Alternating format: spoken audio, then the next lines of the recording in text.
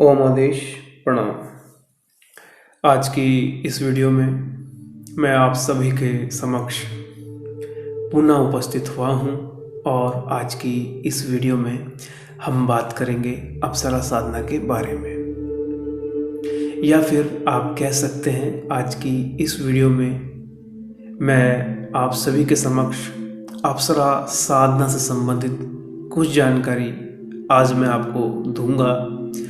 जैसा कि आप जानते हैं बहुत सी अप्सराएं हैं जिनका नाम भी आपने सुना होगा, जैसे रंभा, उर्वशी, मेनका, तिलोत्तमा, अंबिका, कामेक्षा, नाभिदर्शन अप्सरा, स्वर्णदय अप्सरा, तिलोत्तमा, बहुत सी अप्सराओं का नाम आपने सुना होगा। और जैसे कि ग्रंथों में सुनने को मिलता है कि 108 अप्सराएं हैं, और देखिए इससे ज़्यादा और भी अप्सराएं हैं जिनका नाम आपने नहीं सुना होगा।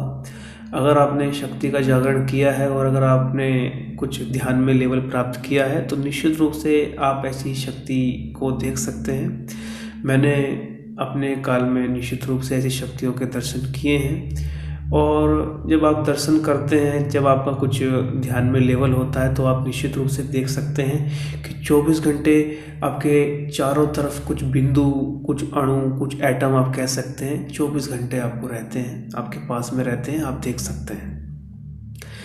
और कुछ साधकों का ऐसा मानना है कि अगर अप्सरा साधना साधक कर रहा है तो साधक के जीवन में एक ऐसी शक्ति आएगी जो उसके साथ में सहवास करेगी, संभोग करेगी। तो देखिए, संभोग वाली क्रिया, सहवास वाली क्रिया नहीं होती है। अप्सरा साधना करने का लाभ आपको ये होता है कि आपके जीवन में एक ऐसी मार्गदर्शिका आती है जो समय समय पर आपका मार्गदर्शन करती है, आपका सहयोग करती है।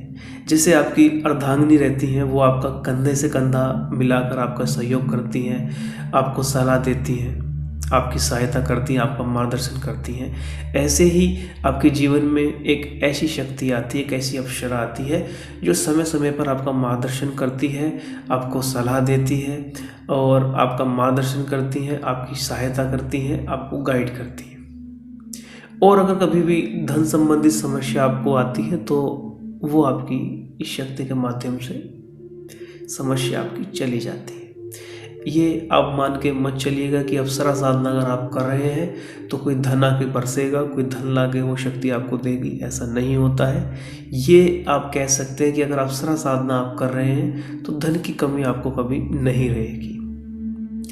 और अप्सरा साधना में एक चीज़ आप यह समझें कि अगर अप्सरा साधना आप भौतिक तत्व पर कर रहे हैं, शरीर के तत्व पर कर रहे हैं, तो ऐसी स्थिति में अप्सरा आपके जीवन में किसी भी उम्र में आ सकती है, किसी भी उम्र की स्त्री के रूप में आ सकती है, वो आप याद रखें। ऐसा नहीं है कि आपके जीवन में कोई बहुत ही कम उम्र की शक्ति आएगी, वो आप याद रखें। और देखिए, ये जो भी जानकारी मैं आज आपको दे रहा हूँ वह मैं आपको अनुभव के आधार पर दे रहा हूँ। और देखिए, 5% ऐसा होता है कि अप्सरा आपके जीवन में थोड़ी ज़्यादा उम्र की आती है, और अगर आपने शक्ति का जागरण किया है या फिर आप अप्सरा साधना सूक्ष्म तत्व पर कर रहे हैं तो आपके जीवन में एक ऐसी अप्सरा आती है जो कि बहुत ही सुंदर और बहुत ही कम उम्र में यह रहती है। क्योंकि अगर शुरुआती समय के साधक हैं और वह भौतिक तत्व पर, शरीर तत्व पर साधना कर रहे हैं तो उनके जीवन में निश्चित रूप से ऐसी शक्ति आएगी जो उनका मार्गदर्शन करेगी, उनकी सहायता करेगी। मगर इसमें चयन अप्सरा का रहेगा कि किस रूप में वह आना चाह रही है और किस तरह से वह साधक के साथ में रहेगी। रूप का मतलब आप ये मत समझ लीजिएगा कि माँ के रूप में आएंगी, वो तो आप अपने संकल्प में उस चीज़ को बोलेंगे। ये मैं आपको उम्र के हिसाब से आपको बता रहा हूँ। इसके अलावा अगर सूक्ष्म तत्व पर आप साधना कर रहे हैं और शक्ति का जागरण आपने किया है, कुछ साधनाएं आपने की हैं, तो इसमें चयन आपका रहेगा, क्योंकि आपके साथ में मंत्र शक्ति रहेगी, देवी देवताओं का आशीर्वाद रहेगा। तो ऐसी स्थिति में चयन आपका रहेगा, आपके हिसाब से वो शक्ति कार्य करेगी। उस शक्ति को आप अपने हिसाब से चला सकते हैं, ये आप याद रखें। इसके साथ साथ में अप्सरा साधना बहुत से साधक करते हैं, बहुत से साधकों को सफलता नहीं मिल पाती है। इसका कारण यह होता है कि अगर आपका भरोसा, आपका विश्वास मंत्र पर नहीं होगा, गुरु पर नहीं होगा, साधना पर नहीं होगा, अप्सरा पर नहीं होगा, तो ऐसी स्थिति में आप 20 साल भी जॉब कर लीजिए, आपको कभी भी सफलता नहीं मिल सकती। मेरे एक मित्र थे, शुरुआती समय में, बहुत पहले की बातें हैं, तो उन्होंने अपने जीवन में 30 बार अप्सरा साधना की थी। उनको कभी भी ना कोई अनुभव, ना कोई सफलता उनको मिल पाई। और कुछ साधक थे जो दिल्ली, नोएडा और महाराष्ट्र में कोई एरिया पड़ता है थाना करके या थाने करके, और गुजरात का आपने नाम अगर सुना हो तो गुजरात में ये भावनगर कोई एरिया आता है। इसके साथ साथ में आप कह सकते हैं राजस्थान में बांसवाड़ा करके एक एरिया आता है, वहाँ से कुछ साधक थे जिन्होंने अप्सरा साधना की पूर्ण रूप से प्रत्यक्ष सिद्धि की थी।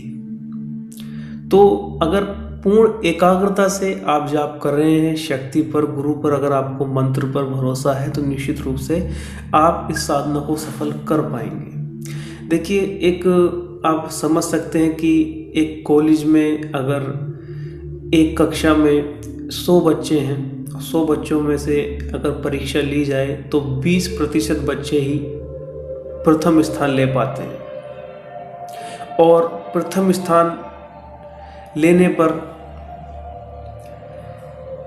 80% बच्चे ऐसे रहते हैं जिनके जो अंक हैं बहुत कम रहते हैं।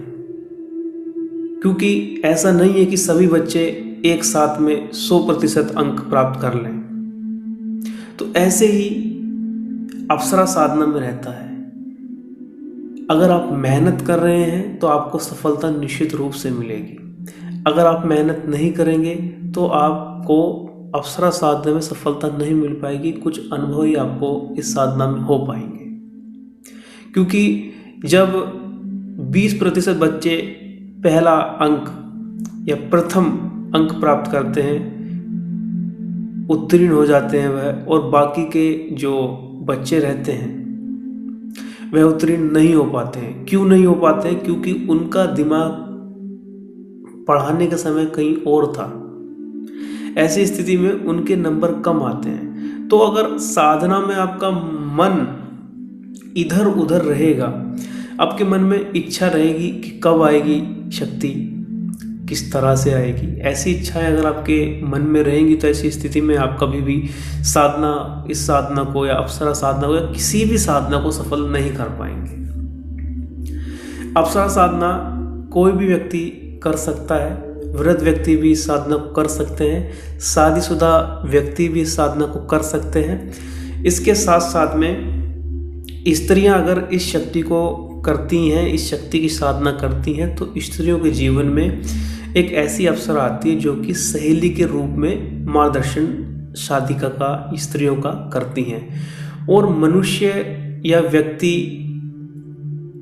अप्सरा साधना करते हैं तो ऐसे व्यक्तियों के जीवन में एक ऐसी शक्ति आती है जो एक मार्गदर्शिका के रूप में साधक की सहायता करती है। इसके साथ साथ में अप्सरा साधना में आप स्फटिक व काले हकीक की माला का प्रयोग कर सकते हैं। इस विषय में आप अपने गुरुदेव से पूछें, जो विधान वो आपको देंगे वो उसी हिसाब से आपको माला का प्रयोग, यंत्र का प्रयोग उसमें करना है। दिशा में आप पूर्व या उत्तर का प्रयोग कर सकते हैं। ये भी आपके गुरु या फिर जो साधना की विधि रहेगी आपकी, वो डिपेंड इसमें करेगी।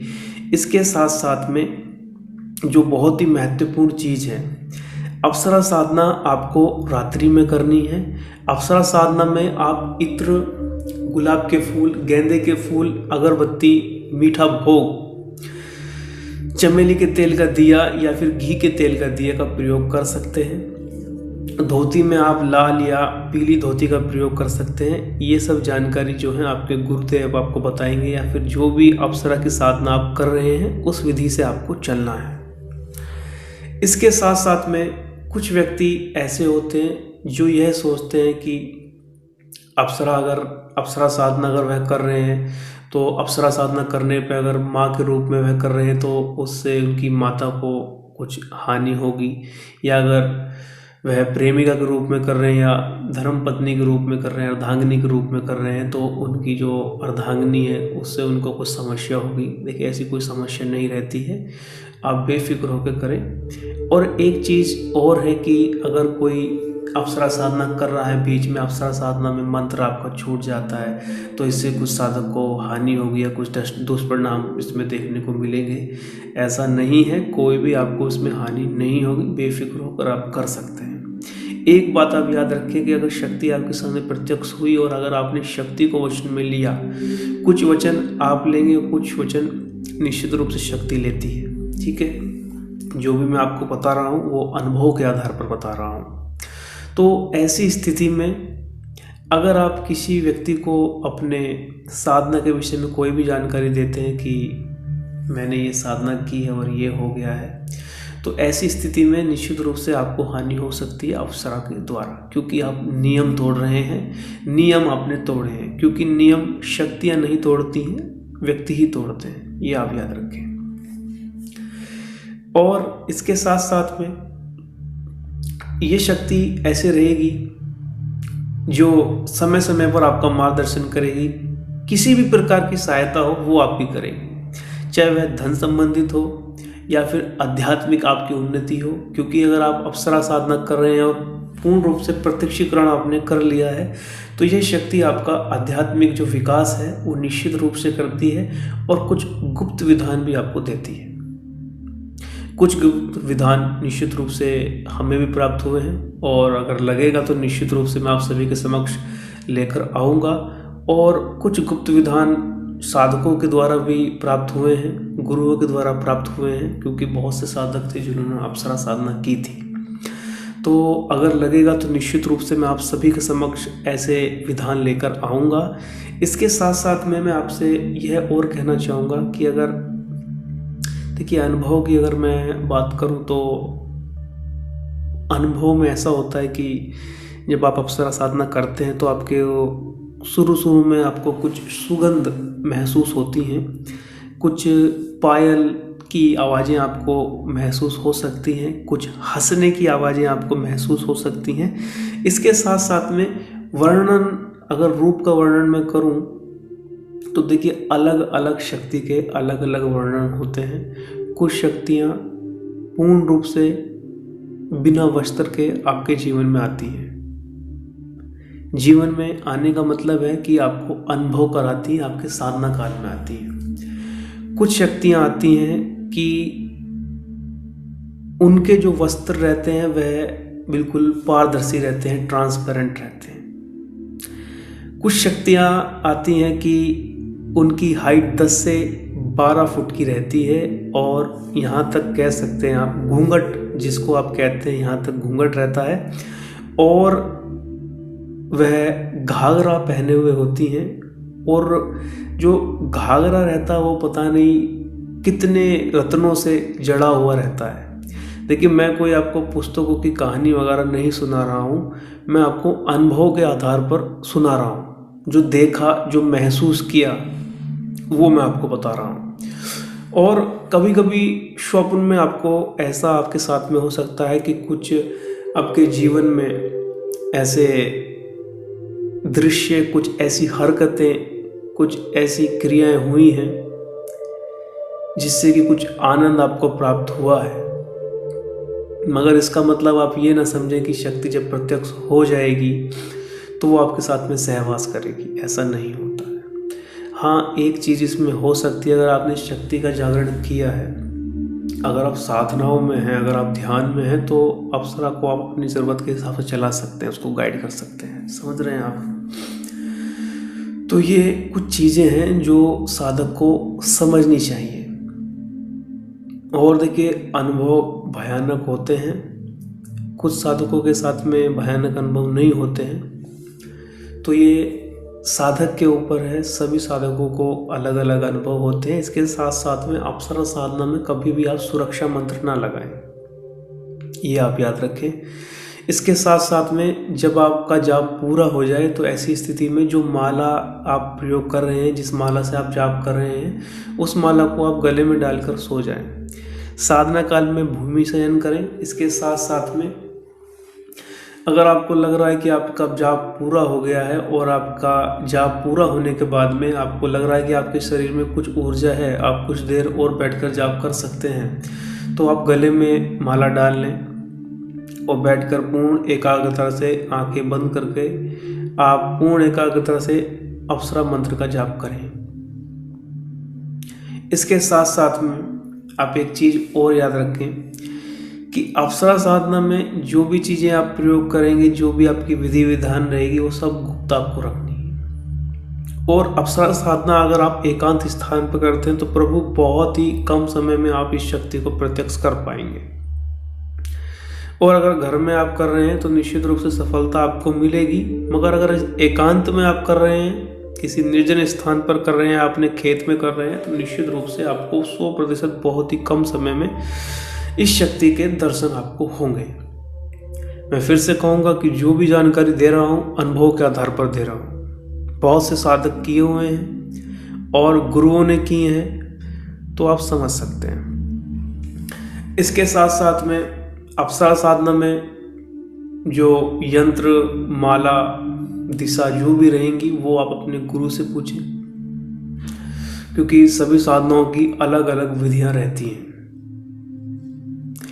और एक चीज़ आप हमेशा याद रखें, अगर आपका भरोसा मंत्र पर, गुरु पर, साधना पर, शक्ति पर नहीं रहेगा तो आप 20 साल तक जाप कर लीजिए, कभी भी आपको सफलता साधना में नहीं मिल सकती। मैं बार बार इस चीज़ को कह रहा हूँ, आप समझने की कोशिश कीजिएगा।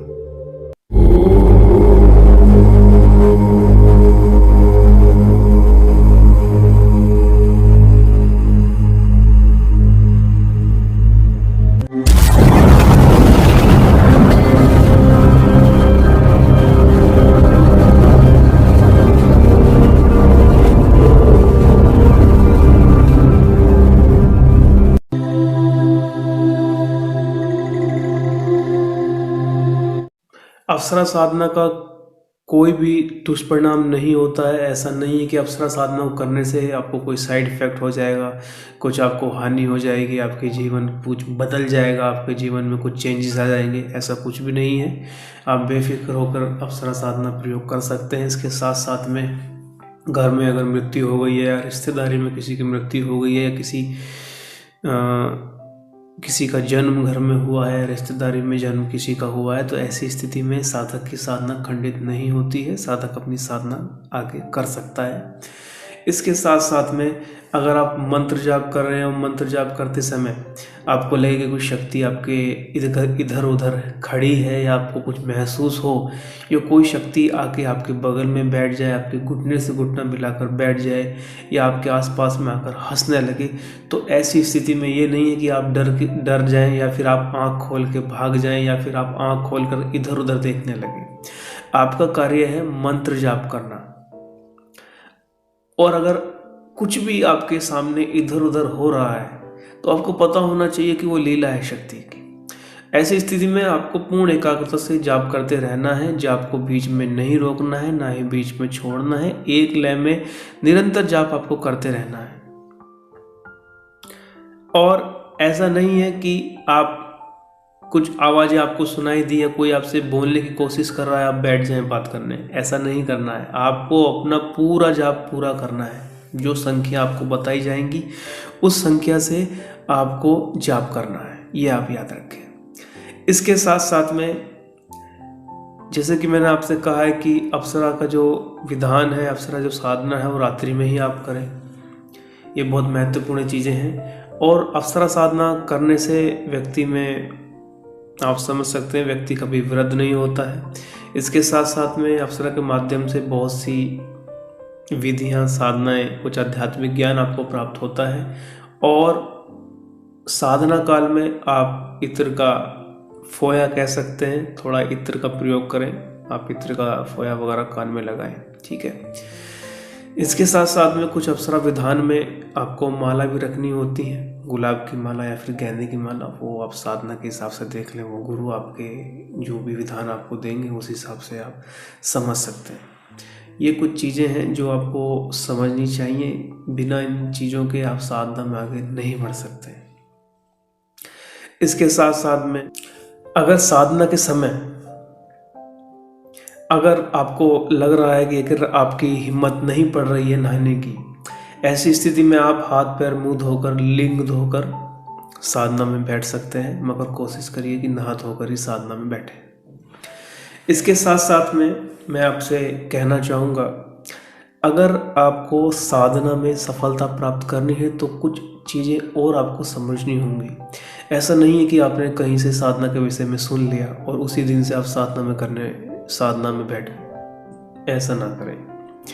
और ये नहीं है कि आपने कहीं से दीक्षा ली, कहीं से आपको अप्सरा के विषय में जानकारी मिल गई, आप 2 दिन बाद साधना में बैठ जाएं, ऐसा भी आप ना करें। साधना की विधि सबसे पहले आप समझें, मंत्र को अच्छे से याद करें। पहले अब अपने जो आपके रुके हुए कार्य हैं वो आप पूरा कर लें। उसके बाद में सभी नियम को समझने के बाद में अपने आप को तैयार करें, अपने शरीर को साधें। एक समय में सोना, एक समय में खाना, ज़्यादा लोगों से ना मिलना, स्त्रियों को देखकर कामुकता विचार अपने अंदर उत्पन्न ना करना। स्त्रियां अगर आपके सामने से जा रही हैं तो हमेशा आपकी नज़रें नीची होनी चाहिए। और इसके साथ साथ में कम बोलना, भूमि शयन करना, मौन धारण करना और अच्छी चीज़ें देखना, अच्छी चीज़ें सुनना, अच्छी चीज़ें पढ़ना। मोबाइल का प्रयोग बंद कर देना, फलों का प्रयोग करना, ब्रह्मचर्य का बिल्कुल 100% आपको पालन करना है। ब्रह्मचर्य खंडित होने पर आपकी साधना भी खंडित हो जाएगी। और इसके साथ साथ में आप सात्विक आहार लें, फलों का प्रयोग करें। क्योंकि देखिए, मैं बताना चाहूँगा कि जब आप साधना करेंगे तो साधना में आपको कुछ अनुभव होंगे, जो अलग क्रियाएं उसमें होंगी। ठीक है, आप समझ सकते हैं। आप में से बहुत से समझदार बैठे हैं, वो समझ सकते हैं कि किस तरह की चीज़ें होती हैं साधना में। तो इन सब चीज़ों के लिए आपको तैयार होना होगा, क्योंकि ये शक्ति आपकी किसी भी तरह से कहीं पर भी किसी भी समय परीक्षा ले सकती है। आपको तैयार रहना है। ये चीज़ें आप समझेंगे तो आप सफल हो पाएंगे। और सबसे महत्वपूर्ण चीज़, अगर आपका भरोसा गुरु पर, मंत्र पर, शक्ति पर नहीं होगा, साधना पर नहीं होगा, ऐसी स्थिति में कभी भी आपको सफलता नहीं मिल पाएगी। मैं बार बार यही चीज़ आपको बता रहा हूँ। इसके अलावा कुछ चीज़ें अगर और लगेंगी तो मैं निश्चित रूप से आपको अप्सरा साधना के संदर्भ में लेकर आऊँगा। और आने वाले समय में कुछ अप्सरा संबंधित प्रयोग भी हम आप सभी के समक्ष लेकर आएंगे। आशा करता हूँ कि इस वीडियो के माध्यम से कुछ जानकारी आपको मिली होगी। तो देखिए, अगर करने की सोच रहे हैं तो पहले सोच लें, विचार कर लें। ऐसा नहीं है कि आज से ही आप करने बैठ जाएं। पहले पूरे शरीर को साधना होगा, तब जाके आपको साधना में सफलता मिलेगी। बहुत से व्यक्ति कहते हैं कि बहुत मेहनत करनी पड़ती है और फिर क्या होता है इससे। अगर आप एक बार मेहनत कर लेंगे, अपने शरीर को साध लेंगे, पूर्ण एकाग्रता से मंत्र जाप कर लेंगे, तो पूरे जीवन ये साधना आपकी रहेगी। आपके जो भी बिगड़े काम होंगे वो बनने लगेंगे। सम्मोहन, आकर्षण, षटकर्म व इसके अलावा अन्य शक्तियाँ आपको प्राप्त होंगी। आध्यात्मिक ज्ञान आपका बढ़ेगा। धन संबंधी समस्या आपकी खत्म हो जाएगी। और एक चीज़ मैं अनुभव के आधार पर आपको बताना चाहूँगा कि जब भी आप अप्सरा साधना करते हैं तो अप्सरा साधना करने पर जब आपको प्रत्यक्षीकरण हो जाता है तो व्यक्ति एक अलग ही दुनिया में रहता है। एक अंदर से एक प्रशंसा साधक के अंदर रहती है। अभी आपको अपने कारोबार को लेकर, बच्चों को लेकर, बहुत से अपने जीवन में बहुत सी समस्याओं को लेकर आपको समस्या है, टेंशन है, डिप्रेशन में आप हैं। क्योंकि जब आप अप्सरा साधना कर लेते हैं तो ऐसी स्थिति में आपको कभी भी समस्या नहीं रहती। आप फ्री माइंडेड रहते हैं, कोई भी समस्या नहीं रहती, निर्भीक रहते हैं आप। एक अंदर से प्रशंसा रहती है, खुशी रहती है। तो अगर आप करना चाहते हैं तो इन पॉइंटों को आप याद रखें। और इसके अलावा अगर कुछ और पॉइंट, गुप्त पॉइंट लगेगा देने के लिए तो निश्चित रूप से मैं आप सभी के समक्ष ऐसे और पॉइंट लेकर आऊँगा। और आशा करता हूँ कि आज इस वीडियो के माध्यम से आपको कुछ जानकारी मिली होगी। आज के लिए इतना ही। प्रणाम।